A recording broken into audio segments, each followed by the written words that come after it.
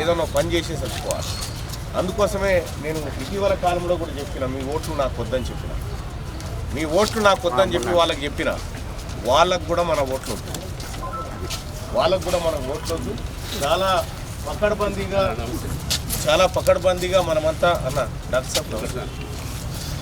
పకడ్బందీగా మనమంతా కూడా ఈ వరంగల్ సభ ఈ బీసీలు ఎన్నడికి ఐక్యం గారా అంటే ఇటీవల కాలంలో బీసీల్లో వచ్చినటువంటి చైతన్యానికి నిదర్శనమే మనమంతా కూడా. ఇవాళ మనం కులాలను పక్కకు పెట్టి బీసీలుగా ముందుకు వచ్చి ఎస్ మేము బీసీలం అని చెప్పుకునేటువంటి ఒక మంచి పరిస్థితి నెలకొన్నది. కాబట్టి నేను మీ అందరికీ పెద్దలందరికీ చేసేటువంటి రిక్వెస్ట్ ఏంటంటే మన కోసం, మన పిల్లల కోసం, మన మనవాళ్ళ కోసం, మన భవిష్యత్ తరాల కోసం ఈ నేల మీద, ఈ తెలంగాణ రాష్ట్రంలో ఉన్నటువంటి నేల మీద 1,48,00,000 ఎకరాల భూములుంటే 1,48,00,000 ఎకరాల భూముల్లో కేవలం 13% బీసీలో ఉన్నటువంటి మైనారిటీలకు 1% భూమి మాత్రమే ఉంది. సో ఇట్లా కేవలం 6.98% ఉన్నటువంటి అగ్రవర్ణాలకు 44% భూములు ఉన్నాయి.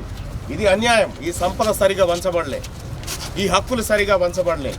ఇవాళ మనకు బీసీలకు రిజర్వేషన్ కావాలన్నప్పుడల్లా డెడికేట్ కమిషన్ ముచ్చడి చెప్తా ఉంటారు. బీసీలకు హక్కులు కావాలన్నప్పుడల్లా ఇందిరాసాని కేసు ముంగటేస్తూ ఉంటారు. 50% దాటొద్దంటారు. మరి ఇప్పుడు 10% కోటాతో 50 దాటింది కదా. పార్లమెంట్లో వాళ్ళకి మద్దతు ఎట్లొచ్చింది?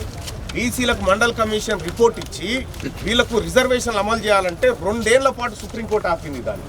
కానీ ఈడబ్ల్యూఎస్ రిజర్వేషన్ మాత్రం ఒక్క క్షణం కూడా ఆపలేకపోయింది సుప్రీంకోర్టు. అంటే జ్యుడిషియరీ వ్యవస్థలో కూడా మనకు న్యాయం జరగట్లేదు, రాజకీయ వ్యవస్థలో న్యాయం జరగట్లేదు, ఇక్కడ ఎక్కడ కూడా మనకు న్యాయం జరగట్లేదు. కాబట్టి ఇక తాడో పేడో తేల్చుకోవాల్సిన సమయం వచ్చింది. ఈ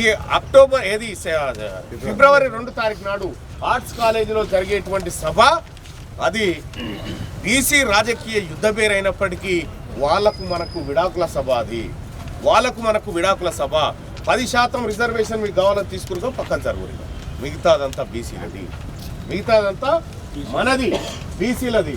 కాబట్టి బీసీ సోదరులారా, ఇక్కడ మనమే కాదు మనతో పాటు మన వాయిస్ను కూడా 10 మందికి చేరవేసి మన బీసీలను సభకు తరలించాల్సిందిగా మీ అందరిని రిక్వెస్ట్ చేస్తూ ఉన్నా.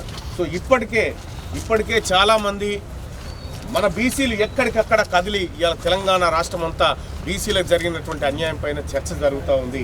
మీరు కూడా మీ కార్యాలయాల్లో, మీ వర్క్ ప్లేస్లలో బీసీలకు జరుగుతున్నటువంటి అన్యాయం మీద చర్చ పెట్టండి దయచేసి. ఎందుకంటే కళ్ళ ముంగట జరిగింది ఈ దోపిడీ. నిన్న మొన్న కళ్ళ ముంగట జరిగింది.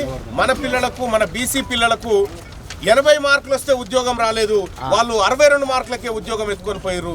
ఇది అన్యాయం, ఇది మన బిడ్డలకు జరిగినటువంటి అన్యాయం. కాబట్టి మీరందరూ కూడా ఐక్యంగా మన కోసం, మన జాతుల కోసం పోరాడాల్సినటువంటి సమయం ఆసన్నమైంది.